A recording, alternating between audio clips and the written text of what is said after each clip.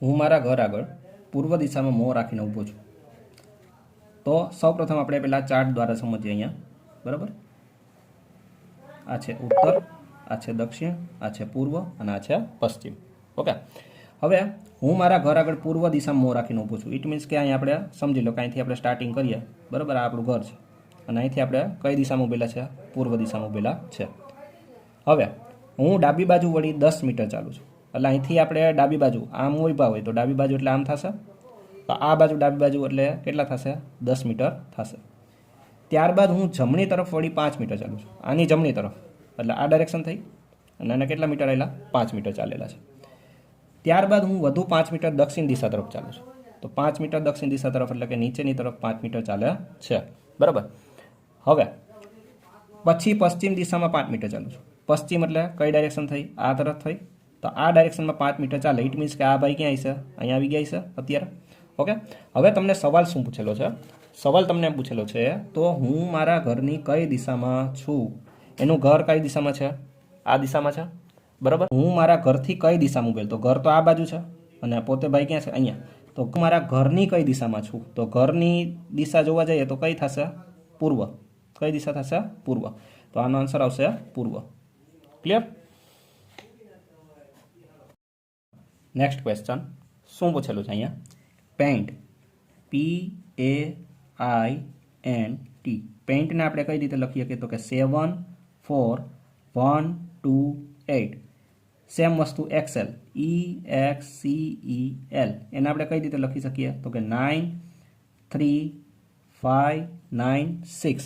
આ રીતે લખી શકીએ. તો આપણને ક્વેશ્ચન એમ પૂછેલો છે, તો એસેપ્ટને કઈ રીતે આપણે લખી શકીએ? Accept, ACCEPT. એસેપ્ટને આપણે કઈ રીતે લખી શકીએ? હવે આપણે છે ને આ જે લખેલું છે એમાંથી જ આપણે કોડ મળશે. બરાબર, કે દરેક આલ્ફાબેટનો કોડ શું છે? બરાબર, તો આપણે જોવા જઈએ તો એ આપણી પાસે ક્યાં છે? અહીંયા. તો એનો કોડ કેટલો છે? 4. તો એનો કોડ થશે 4. સી ક્યાં છે? અહીંયા. તો સીનો કોડ કેટલો છે? તો કે 5. તો આપણે સીના કોડ લખશું 5. ઈનો કોડ શું છે? તો કે 9. ઈનો કોડ છે 9. તો ઈની જગ્યાએ આપણે લખશું 9. પછી પી, તો પીનો કોડ કેટલો છે બેટા? 7. તો અહીંયા કેટલા આવશે? 7. અને ટીનો કોડ કેટલો છે? 8. તો અહીંયા કેટલા આવશે? 8. તો તમે જોશો તો આપણો એસેપ્ટનો જે કોડ બન્યો એ શું છે? 455978. તો ક્યાં છે આપણી પાસે આન્સર? અહીંયા 455978. ક્લિયર? ચાલો નેક્સ્ટ ક્વેશ્ચન. સમીર એક એકના 4 સરખા ભાગ કરે છે. આ પૈકી એક ભાગ તેના ભાઈને આપે છે. તો જો બાકી રહેલ કેકનું વજન 750 ગ્રામ હોય તો આખી કેકનું વજન કેટલા ગ્રામ હશે? ઓકે, હવે સવાલ પહેલાં શું કહેવા માંગે છે આપણે સમજીએ. સમીર એક એકના 4 સરખા ભાગ, તો સમજી લો કે એક રાઉન્ડ કેક છે. બરાબર છે. હવે એના કેટલા ભાગ કરે છે? 4 સરખા ભાગ કરે છે. બરાબર, તો 4 સરખા ભાગ એટલે કે આપણે સર્કલને આપણે 4 ભાગમાં વહેંચી નાખીએ. બરાબર, હવે શું કીધું? આ પૈકી એક ભાગ તેના ભાઈને આપે છે. ઇટ મીન્સ કે આ સમજી લો કે આ એક ભાગ છે એ કોને આપી દે છે? તેના ભાઈને આપી દે છે. બરાબર, જો બાકી રહેલ કેકનું વજન 750 ગ્રામ હોય, બાકી રહેલ એટલે કે 1 2 અને 3 ભાગ છે, એનું વજન કેટલું છે? તો કે 750 ગ્રામ છે. હવે આપણને ખ્યાલ જ છે કે 3 ભાગ છે, હવે 750 ગ્રામના થતા હોય તો એક ભાગ કેટલાનો થાય? 250 ગ્રામનો થાય. 25 25 25 એટલે 25 તેરી 75. એટલે કે એક કટકો છે એ કેટલાનો થાય? 250 ગ્રામનો થાય. એક કટકો છે, આ એક કટકો છે એ કેટલા ગ્રામનો થાય? તો કે 250 ગ્રામનો થાય. હવે આપણને ક્વેશ્ચન શું પૂછેલો છે? જો બાકી રહેલ કેકનું વજન 750 ગ્રામ હોય તો આખી કેકનું વજન કેટલા ગ્રામ હશે? આખી કેક એટલે 1 2 3 4. આવા 250 ગ્રામના 4 પીસ આપણે ભેગા કરીએ તો આખી કેકનું વજન કેટલું થાય? 1000 ગ્રામ થાય. કેટલું ગ્રામ થાય? 1000 ગ્રામ થાય. અને આ જ વસ્તુને આપણે કિલોગ્રામમાં જોઈએ તો 1 કિલોગ્રામ બરાબર 1000 ગ્રામ થાય. તો 1 કિલોગ્રામ પણ આનો આન્સર આવ્યો કે અને 1000 ગ્રામ પણ આનો આન્સર આવી શકે, કારણ કે 1 કિલોગ્રામ બરાબર કેટલા થાય? 1000 ગ્રામ. ઓકે, તો અહીંયા આપણું આન્સર છે 1000 ગ્રામ. Next question. 5 ખોખાઓ ABCD આકૃતિમાં દર્શાવ્યા મુજબ ગોઠવવામાં આવ્યા છે. સૌથી છેલ્લા બોક્સ E ને નીચેથી ખસેડીને ઉપર મૂકવામાં આવે છે. જો આ જ રીતે પ્રક્રિયાનું 2 વખત પુનરાવર્તન કરવામાં આવે તો સૌથી નીચે કયું બોક્સ હશે? હવે સૌપ્રથમ તો પહેલાં આપણને શું કીધું છે? તો કે બોક્સ E ને નીચેથી ખસેડીને ઉપર મૂકવામાં આવે છે. બરાબર, તો સમજી લો કે અહીંયા બી સી ડી.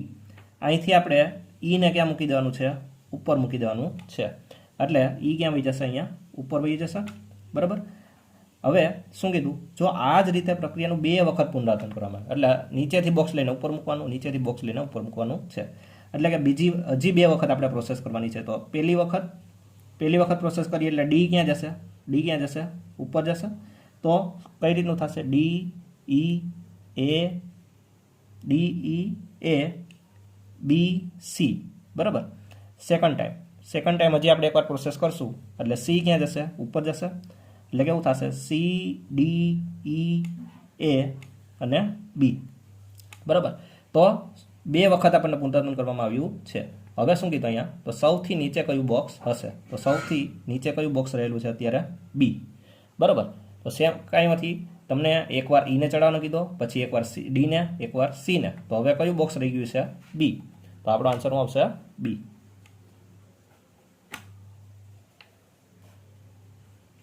ચાલો નેક્સ્ટ ક્વેશ્ચન. પ્રશ્નાર્થવાળી જગ્યાએ કયો અંક આવશે? ઇટ મીન્સ કે અહીંયા ક્વેશ્ચન માર્ક આપેલો છે, ત્યાં કયો નંબર આવશે એ આપણે અહીં કહેવાનું છે. બરાબર. હવે અહીંયા એક લોજિક છે. બરાબર. કઈ રીતનું છે તો જોઈએ. અહીંયા છેડે રહેલી 2 સંખ્યાઓ છે આડી, એ 2નો સરવાળો કરવાનો. પછી અહીંયા છેડે રહેલી ઊભી સંખ્યા છે એનો સરવાળો કરવાનો, અને એ 2ની બાદબાકી કરવાની છે. કઈ રીતે? તો જો 7 અને 5, 7 અને 5 કેટલા થશે? 12. 6 અને 4, 6 અને 4 કેટલા થશે? 10. આ 2ની બાદબાકી કરો તો કેટલા આવશે? 2. અહીંયા વચ્ચે આવી ગયું. બરાબર. સેમ વસ્તુ અહીંયા કરવાની. 12 અને 8, 12 અને 8 કેટલા થશે? 20. 14 અને 10 કેટલા થશે? 24. 24માંથી 20, 24માંથી 20 જાય તો કેટલા આન્સર આવશે? 4, જે વચ્ચે આવેલી છે. સેમ લોજિક આપણે અહીંયા લાસ્ટમાં ફોલો કરીએ તો 12 અને 18, 12 અને 18 કેટલા થશે? 30. 12 અને 18 થશે 30. અને 21 અને 15 કેટલા થશે? 36. 21 અને 15 કેટલા થશે? 36. બરાબર. તો 36માંથી 30 જાય તો કેટલા આન્સર આવશે? 6. તો અહીંયા આપણો જે ક્વેશ્ચન માર્ક છે એની જગ્યાએ કયા નંબર આવશે? તો કે 6 નંબર આવશે. ક્લિયર? Next question. નીચે આપેલ આકૃતિને તેની ધરી ઉપર 90 અંશના ખૂણે ફેરવતા કઈ આકૃતિ જોવા મળશે? હવે આપણે અહીંયા ખબર જ છે કે 90 અંશે કોઈ પણ આકૃતિ તમે ફેરવો, દાખલા તરીકે આડી લાઈન છે, આડી લાઈન. બરાબર છે. એ 90 અંશ ઉપર તમે ફેરવો 90 અંશ, તો એ કેવી થઈ જાય? ઊભી લાઈન થઈ જાય. બરાબર છે. તો સેમ વસ્તુ અહીંયા છે કે આ જે છે એ કેવી છે? આડી લાઈન છે. બરાબર. આડી લાઈન એને આપણે 90 ડિગ્રી ઉપર ફેરવી છે, 90 ડિગ્રી ઉપર. એટલે આ છે બોક્સ છે એ કેવું થઈ જશે? વર્ટિકલ થઈ જશે, ઊભું થઈ જશે. બરાબર છે. તો અહીંયા આપણો ઓપ્શન આન્સર કયો આવશે? ડી આન્સર આવશે. બરાબર. ચાલો નેક્સ્ટ ક્વેશ્ચન. અહીં તમને એક સિરીઝ આપેલી છે, ખોટો અંક ગોતવાનો છે. તો 9, 169, 529, 10, 89. બરાબર. આ તમને જોવો તો કોકના વર્ગ છે. બરાબર છે. દાખલા તરીકે 9, 169, 529, 10, 89. તો અહીંયા શું આવશે એ કહેવા માંગે છે. હવે તમે સમજો, અહીંયા આ 9 છે એ કોનો વર્ગ છે? તો કે 3નો વર્ગ છે. 169 છે એ કોનો વર્ગ છે? તો કે 13નો વર્ગ છે. 529 છે તો એ કોનો વર્ગ છે? તો કે 23નો વર્ગ છે. 10, 89 છે એ કોનો વર્ગ છે? તો કે 33નો વર્ગ છે. બરાબર. તો આમાં તમને પેટર્ન કાયદેસરની આપણને ખબર પડી જાય છે કે 3માંથી 13 થયા હોય તો કેટલાનો વધારો થયો છે? 10નો. 13માંથી 23 થયા તો અહીંયા પણ 10નો વધારો છે. 23માંથી 33 થયા તો અહીંયા પણ 10નો વધારો છે. તો હવે નેક્સ્ટ આપણે જ્યારે સિરીઝ ગોતવી હોય, બરાબર, તો નેક્સ્ટ ટર્મ ગોતવા માટે આપણે શું કરશું? અહીંયા 10નો વધારો કરશું. 10નો વધારો કરશું એટલે કેટલા નંબર થઈ જશે? તો કે 43નો સ્ક્વેર આવશે. તો 43નો સ્ક્વેર કેટલો આવશે? તો 43નો સ્ક્વેર આવશે એ કેટલો આવશે? 1849 આવશે. કેટલો આવશે? 1849. તમને નો યાદ હોય તો તમારે શું કરવાનું છે? તો કે 43 ગુણ્યા 43. આ આપણે ગુણાકાર કરી અને આપણે આન્સર મેળવી શકીએ છીએ. કેટલો આન્સર આવશે? 1849. ક્લિયર? તો લોજિક તમને ખ્યાલ આવ્યું હશે. Next question. 33, 21 ભાગ્યા 27 કેટલા છે? 33, 21 ભાગ્યા કેટલા છે? 27. ઓકે. હવે અહીંયા તમે જોશો તો અહીંયા 3ની ચાવી લાગુ પડે છે, કારણ કે 3 + 3 + 2 + 1, 3 ને 3 6, 6 ને 2 8, 8 ને 1 9, એટલે કે આ આપેલ અંકોનો સરવાળો કેટલો થાય છે? 9 થાય છે, બરાબર. સેમ વસ્તુ નીચે 7 ને 2 કેટલા થાય છે? 9. ઇટ મીન્સ કે અહીંયા પણ 3ની ચાવી લાગશે, અહીંયા પણ 3ની ચાવી લાગશે. હવે આપણે 3થી ભાગ લાવીએ તો 3 એકુ 3, 3 એકુ 3, 3ના પાડામાં 2 નો આવે એટલે આપણે 1 × 21 નંબર લઈએ, તો 3ના પાડામાં 21 ક્યાં આવે? તો કે 3 + 21, પણ ભાગ નો આવે એટલે ભાગમાં પડી 0. 3 + 21 એટલું કટ થયું. નીચે આવશે 3 × 9 = 27, બરાબર. હવે અહીંયા આપણે 9થી ભાગ ચલાવીએ, બરાબર છે. તો 9 એકુ 9, 9 એકુ 9, 11 માંથી 9 જાય તો કેટલા આવશે? 2, 2 ના 20, 9 દુ 18, 2 ના વૈધા 2, 9 તેરી 27, બરાબર. તો આપણો આન્સર કેટલો આવ્યો? 123 આવ્યો. કેટલો આન્સર આવ્યો? 123. ક્લિયર? તો ઓપ્શન્સ બી આપણો આન્સર થશે. નેક્સ્ટ ક્વેશ્ચન, 1 થી 100 સુધીની તમામ સંખ્યાઓ લખો અને તેમાં 3 કુલ કેટલી વાર લખશો? બરાબર. હવે આપણે અહીંયા જોઈએ તો અહીંયા તમે જોશો તો આપણે 1 થી 100 નંબર લખીએ, એમાં 3 ક્યાં ક્યાં દેખાય છે? મેં બધા અંકો તમને અહીંયા લખીને બતાવેલા છે.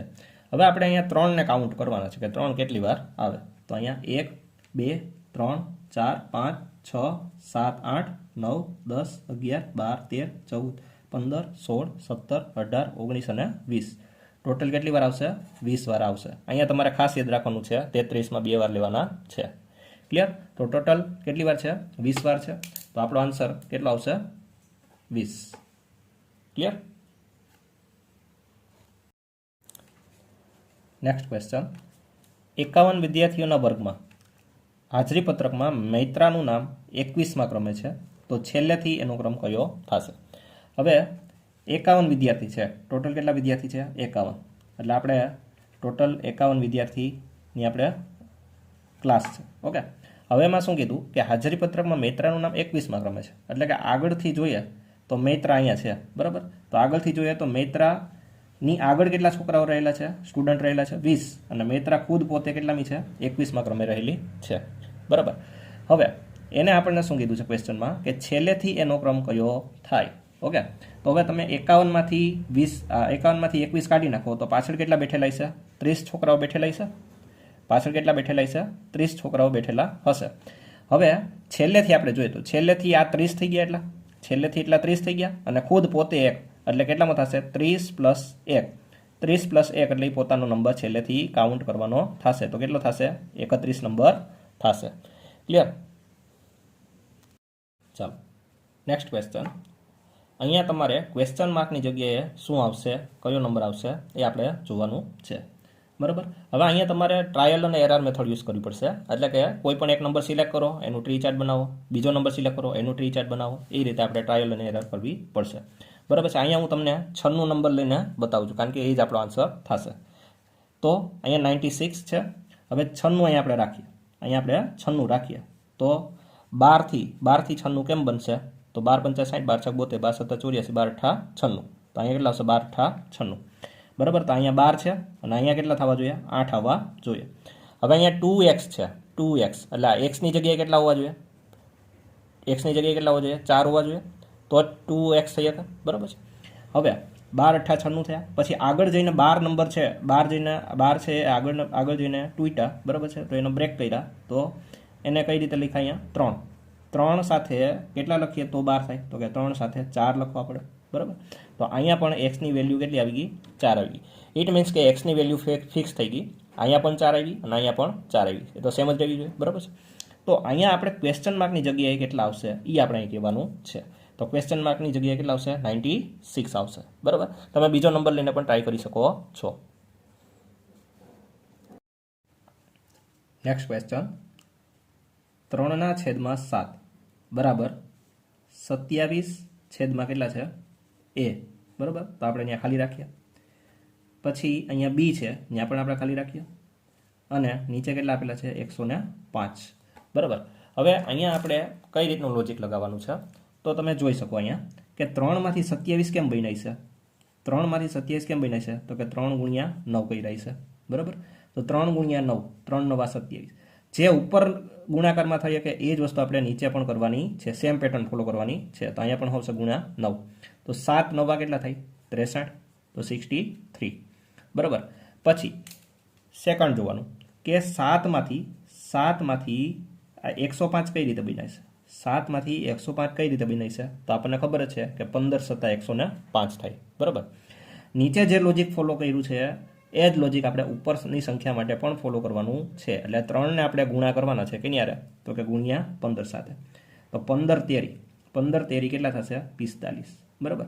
તો અહીંયા એ હતો અને અહીંયા બી હતો. તો એની જગ્યાએ કેટલા આવ્યા? 63. અને બીની જગ્યાએ કેટલા આવ્યા? 45. તો આપણો આન્સર 63 અને 45 આવવા જોઈએ. તો એ કયો છે? Option C. ક્લિયર? ચાલો નેક્સ્ટ ક્વેશ્ચન. NE ઈશાન છે, તો AC શું છે? હવે આપણે 4 ડાયરેક્શન જાણીએ છીએ. બરાબર છે? 4 ડાયરેક્શન આપણે જાણીએ છીએ. કઈ કઈ છે? તો કે નોર્થ, સાઉથ, ઈસ્ટ અને વેસ્ટ. બરાબર. હવે આપણે એ પણ જાણીએ છીએ કે આ 4 દિશાઓ તો છે, એના સિવાયની પણ 4 દિશાઓ છે. તો એ કઈ કઈ છે? તો કે અગ્નિ, ઈશાન, વાયવ્ય અને બીજી કઈ છે? તો કે નૈઋત્ય. બરાબર. આ 4 દિશાઓ આવેલી છે. હવે આપણે અહીંયા લોજિક સમજવાનું છે કે NE એટલે કે નોર્થ ઈસ્ટ છે. નોર્થ ઈસ્ટ છે એની વચ્ચે કઈ દિશા આવેલી છે? તો કે ઈશાન આવેલી છે. નોર્થ ઈસ્ટ છે એની વચ્ચે કઈ દિશા આવેલી છે? ઈશાન દિશા આવેલી છે. તો સેમ એસ અને ઈ વચ્ચે એટલે કે સાઉથ અને ઈસ્ટ વચ્ચે કઈ દિશા આવેલી છે? સાઉથ અને ઈસ્ટ વચ્ચે, તો સાઉથ અને ઈસ્ટ વચ્ચે કઈ દિશા આવેલી છે? અગ્નિ દિશા આવેલી છે. રેડી? તો આપણો આન્સર થશે અગ્નિ દિશા થશે. કયો દિશા થશે? અગ્નિ દિશા થશે.